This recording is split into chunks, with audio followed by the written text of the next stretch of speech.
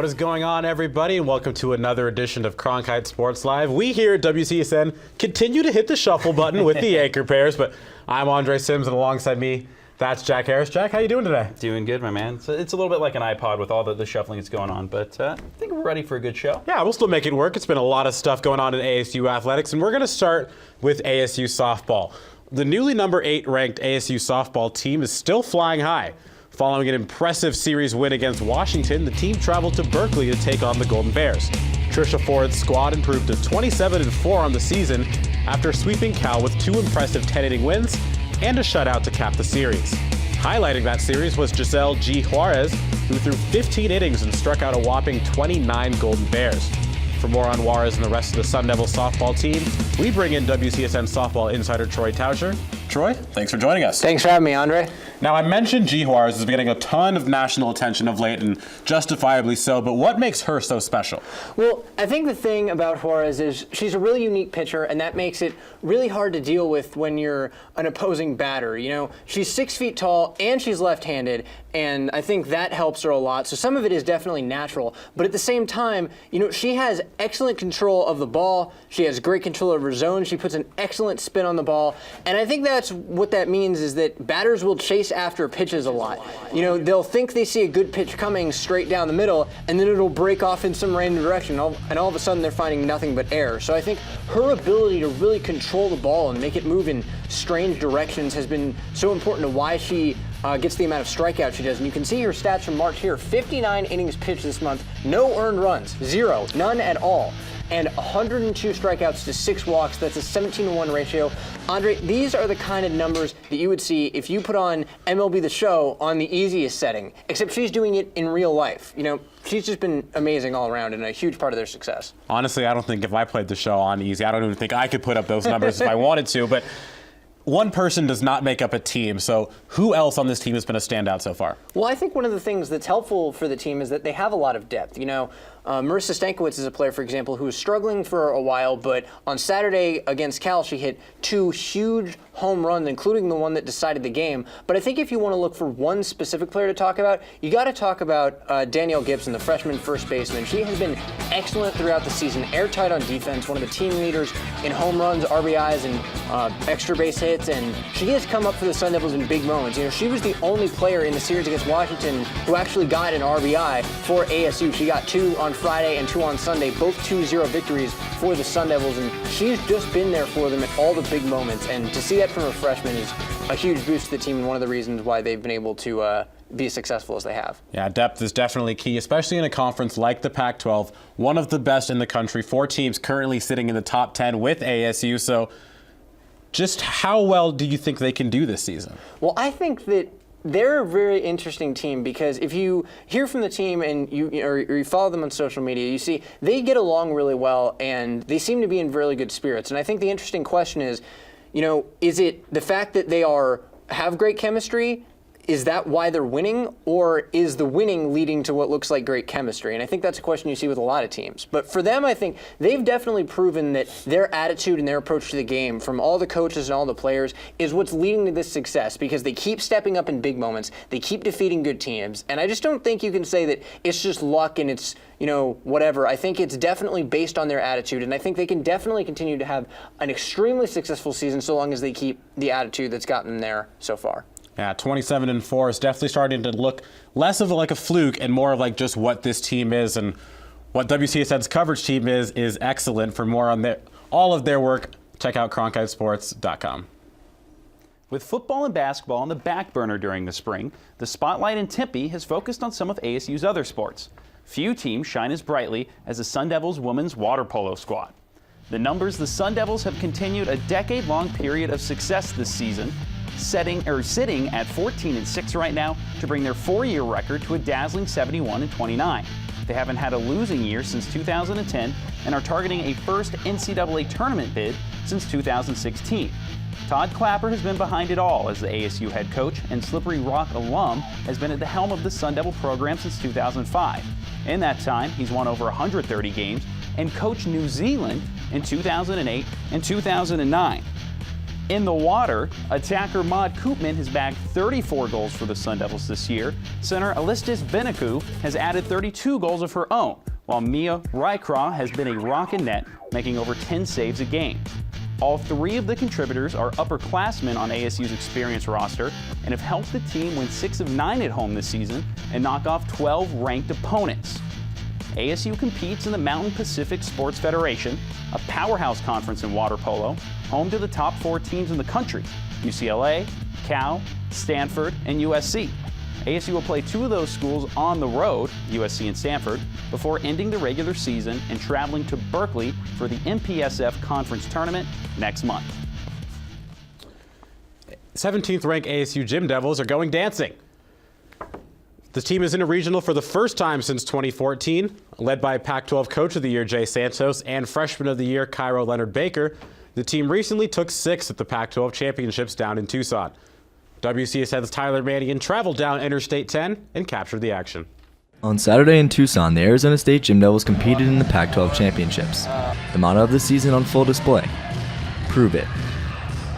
Honestly, it just means go out and prove we're not the underdog anymore, prove that we're a force to be reckoned with, because I think that we have proved this season that we are, and it's postseason now, and we do have to go to regionals, and I think we're gonna kill it if we keep the same mentality and energy that we had at this meet. ASU came into the meet seeded 6th and competed in the first session of the day among the bottom half of the league. The team started on bars, where lone senior Nichelle Christofferson made her return from injury. With her 9.825 and several other solid routines, the squad led the morning session after 1. Next to beam, where Ashley Zafransky put up a 9.875 with her unique routine, and 3 other Gym Devils earned at least a 9.8. Third for the Gym Devils was the floor exercise, where both freshman Kyra Leonard Baker and former French Olympian Anne Kuhn earned 9.9 routines. Although ASU performed well, they were still down a 1/10 of a point to Oregon State heading into the final rotation of their Pac-12 season. The Gym Devils ended the day on vault, where Leonard Baker earned a career-high 9.9 for her stuck Yurchenko full and was pretty excited about it. I was standing there and I looked at my feet. I was like, oh. I was like, did everyone see that? The devs were kind of I was like, sorry, I'm not gonna hurt you. Sorry. It was great. ASU posted their 4th score of 49 or higher on an individual event and finished 2nd in their session, behind only Oregon State. As the sun set in Tucson, the stars came out inside the McHale Center. The night session featured multiple Olympians and 4 of the best teams in the country. Number 3 UCLA and number 4 Utah battled it out while having fun along the way. Other than all of the dancing, the highlight of the meet was UCLA senior Peng Peng Lee's beam routine that earned a perfect 10 from the judges.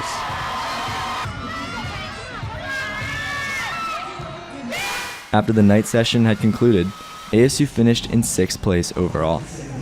By posting a 196.425, the Gym Devils earned their highest Pac-12 finish since 2012. Although all the events were complete, ASU was not done. Unlike years past, the squad was included in the awards ceremony at the end of the meet. While UCLA hoisted the championship trophy, ASU earned 2 individual awards of their own. As expected, Leonard Baker took home Pac-12 Freshman/Newcomer of the Year. And shortly after, head coach Jay Santos was presented with the Coach of the Year award for the league. While this might have been the final moment of the season for Gym Devil teams of late, it is not for this squad, who will travel to Happy Valley, Pennsylvania on April 7th for regional championships. The meet this was it's a very kind of hurry up and wait meet with the one, everybody goes format, at one at a time.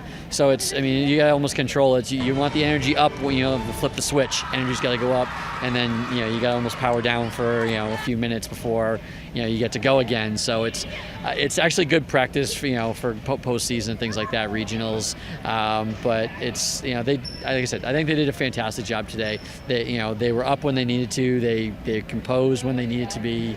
I'm thrilled. Reporting from Tucson, Arizona, Tyler Mannion, Cronkite Sports. Not to alarm you, but bombs have been going off in Phoenix Municipal Stadium this year. Torque bombs, to be exact.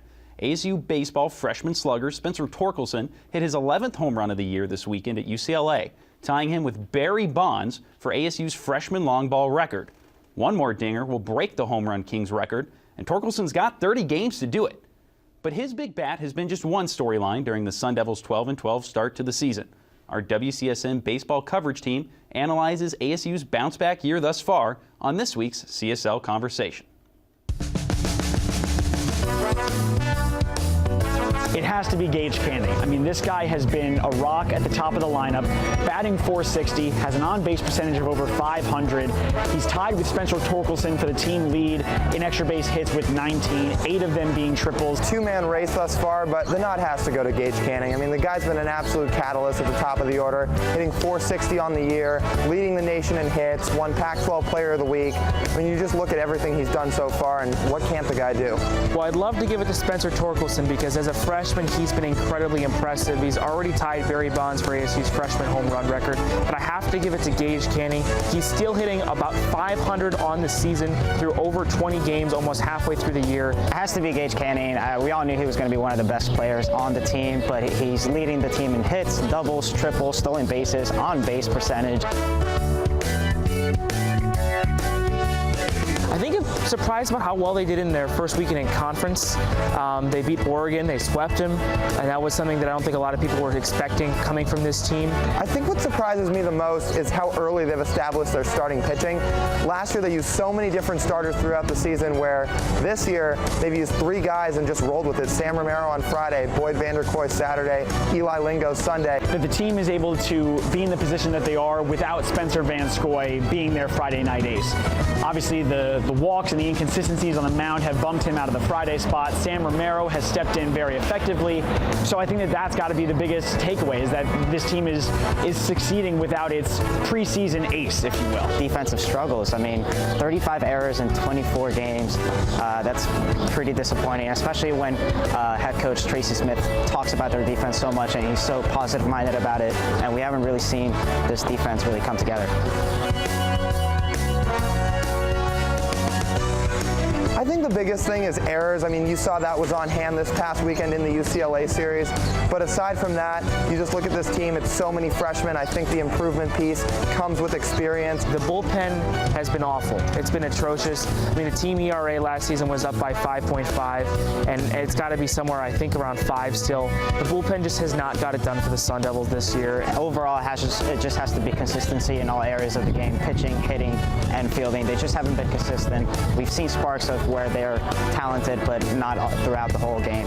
I think because they're so young, they just need to continue to grow. And that's something that head coach Tracy Smith has been saying pretty much since the season started, that every game is important to these guys because it's just another 9 innings of experience. Optimistically, they finished with 35 wins. That's going to take them being at least 500 or over in conference, I would say. They're going to stay around the same area where they are right now, maybe a little bit over 500 or around 500. I just think the Pac-12 is going to get tougher throughout the season, but at the same time, they'll continue to get better. I think that 30 to 35 wins was the benchmark for this team at the beginning of the year, and I think that that's still attainable at this point. I think there's going to be ups and downs, again, being so many freshmen, but I'm going to say 32 wins because there's definitely going to be some times this team gets hot with all the talent that they possess. ASU track and field is now 2 meets into their outdoor season. While both the men's and the women's team continue to get their feet underneath them, there are already some standout performers. Redshirt senior Maggie Ewan has become one of the most decorated throwers in ASU history and already looks to be in midseason form. The 2-time Women's Field Athlete of the Year won both the hammer and discus throw this past weekend at the Pac-12 vs. Big Ten Invitational. Ewan won the discus with a distance over 8 meters, longer than anyone else in the tournament. Overall, the women finished 4th and the men finished 8th. Up next for the Sun Devils is the Stanford Invitational. ASU's women's lacrosse team has entered Pac-12 play in their inaugural season, and for more on it, we bring in WCSN lacrosse reporter Emmy Keenan. Emmy, thanks for joining us. Thanks for having me, Jack. Yeah, so early on, ASU, they started very hot in non-conference. They've struggled a little bit, though, in Pac-12 play. How do you think this young squad has handled conference season so far? Well, I mean, it was obviously expected with this being the first season. I'd say they could put in a little bit more work as a team. They were 0-4 up until the Cal game when they went into overtime. Emily Glagalev, as you pronounce it, went in and hit the back of the net, and they scored 12 and 11 on a road game. But, I mean, what can you say? It's a first-year team. Yeah, but with that, a lot of young players. Who have been a few of the names that have really stuck out to you, even as ASU's kind of struggled through Pac-12 early on? Well, Carrie Clayton, of course. I mean, she's been outstanding on this team. She's been actually holding the team up pretty well. But I just mentioned Emily Glaglev. She is a freshman. I mean, she is rising up. I believe she's really going to start helping the team out more. Well, what are some of the keys for ASU? You mentioned they won that Cal game this past weekend. How can they get a couple more conference wins under their belt before the season ends? I mean, this wasn't really a surprise. I mean, I think you get tired of losing after a while. I mean, but it's really just back to the drawing board for the ladies. I mean, every single game, it's mentally and physically tiring for them, and there's not much that they can really just specifically work on. All right, well, Emmy, thank you for joining us. Be sure to keep up with all of her work and the women's lacrosse team at cronkitesports.com. Switching to the men's, this is usually the time of the year that ASU's men's club lacrosse team is gearing up for a postseason run. This year, the 6-6 Sun Devils will need a sprint to the finish line just to qualify for the MCLA National Championships, and they'll have to do it with a new head coach. Todd McRobbie stepped down as ASU's coach this week, ending a 2.5-year tenure with a 20-16 record. General Manager Colleen Hayes released a statement regarding McRobbie's resignation, saying, quote, "We know this was a difficult decision for Todd, as he has been a part of ASU's tradition of excellence on the lacrosse field and classroom as a player, longtime assistant, and head coach dating back almost 3 decades. The team wishes him well in all his future endeavors." Ben Prepchuk has taken over as interim head coach and will guide the team through ASU's 2 regular season games against Grand Canyon and Arizona. The SLC Conference Tournament begins next month. Tough times there for ASU men's lacrosse, but no tough times here. Definitely no Todd McRobbie moments, as we have our president, who is nowhere near resignation, Nick Batters, here joining us to give us the best in Sun Devil social media. Nick, thanks for being here. What do you have this week? Thanks for having me, guys. I don't plan on leaving anytime soon, so you're stuck with me for the foreseeable future. Now, well, Todd McRobbie left ASU. There's another guy that left ASU a little over a year ago, Sam Cunliffe. He was on the ASU men's basketball team, and then he left the team and transferred to Kansas. So the first tweet from this wonderful account called Bugatti Spaceship tweeted, "Sam Cunliffe for real left ASU and is about to head to the Final Four for it," with a couple of laughing emojis. So obviously tough times for ASU basketball. Sam Cunliffe, he's headed to the Final Four, which is coming up this weekend. Ralph Amsden from Devil's Digest quote tweeted that, though, and said he's always in the Final Four minutes of the game. So, guys, how do you think Sam Cunliffe is feeling about that transfer? I mean, he is going to the Final Four, so that's cool. But, I mean, Ralph is exactly right. Like, he doesn't even really play that much for Kansas, so. Yeah, I mean, it's definitely one of those things where, I mean, if you're the 10th guy off the bench, that's a little bit different than being in the starting 5. And let's not forget, ASU did go to Lawrence and beat Kansas earlier this year, so. That's true. People forget. Moving on to the second tweet, we're going to go from basketball now over to softball. ASU softball, they've been absolutely on a tear. Check this out. Danielle Gibson this past weekend came up huge in extras for ASU softball. She singled in Morgan Howe, and you know what? Morgan Howe had to let her know that it was at this moment when I almost peed my pants screaming for you. The softball team is absolutely fantastic on Twitter. But Danielle Gibson responded. She said, "It was at this moment when we knew we would pee our pants for each other. Hashtag just teammate things." So guys, I want to ask, is the ASU softball team winning because they're getting along well, or are they getting along well because they're winning? I think it's the chicken and the egg question for sports. If you're doing this, I mean, you have to be good friends. Like it takes a lot more than winning to be willing to pee your pants for one another. I don't know. That's true friendship right there. Yeah, I don't know. I mean, I think about the relationship we all have here at CSL. I don't know if I'm willing to go to that length for any of you guys here. So, honestly, probably not. You know, suits are expensive. Can't argue with that. So it wouldn't be me coming on social media if we didn't jump off Twitter and head over to Instagram. And we're going to go to the Instagram page of ASU women's golfer Madison Curley. She posted this picture, actually a picture that I took. Golf expectations versus reality, but a whole lot of the first one because I'm so lucky to do what I do every day. So she posted this picture of her smiling, and then this picture of her kind of like, what's going on? And I promise I didn't do this just because she gave me photo credit. You can follow me on Instagram, though, at BatterUpSports.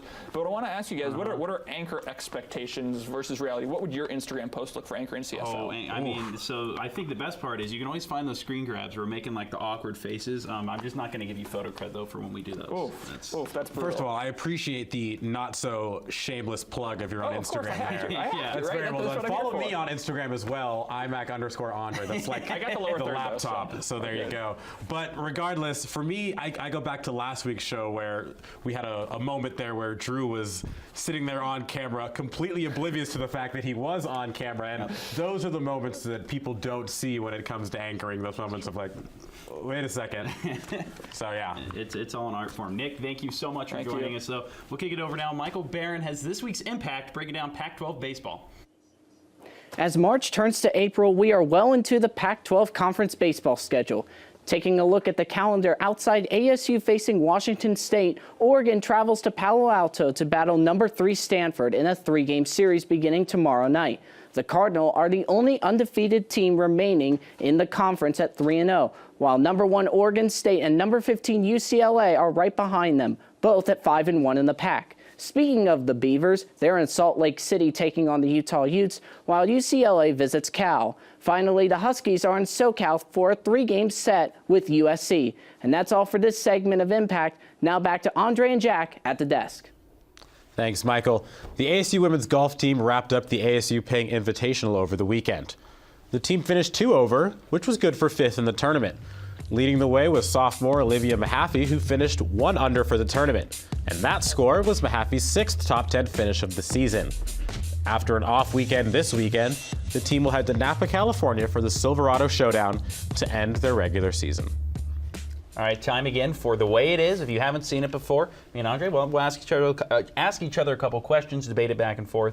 Winner gets to take home the monologue. You ready to go? Oh yeah, let's do it. All right, well, we mentioned Spencer Torkelson hit his 11th home run of the season. That ties Barry Bonds' record, so I ask you, who was your favorite ever big league home run hitter, now or past? Ooh, growing up, I was a center fielder by trade. First of all, started out because I was just not very good enough playing the infield, but I was a big Willie Mays guy growing up. I'm a Bay Area native. I wore 24 because of the Say Hey kid, so I'm going to have to go with him. Currently, Edwin Encarnacion. I'm a big fan of the Ed Wing. Got some plays for the parent. Like I'm about it. What about you? I'll go with another Blue Jay great, Joey Batista. Now, he might not be the best home run hitter ever, but man, he has the best bat flip, bat fling, whatever you want to call it, I've ever seen. I love that play. One of my favorite baseball moments. So I got to give it to him. Absolutely. And so we mentioned ASU softball earlier in the show, number 8.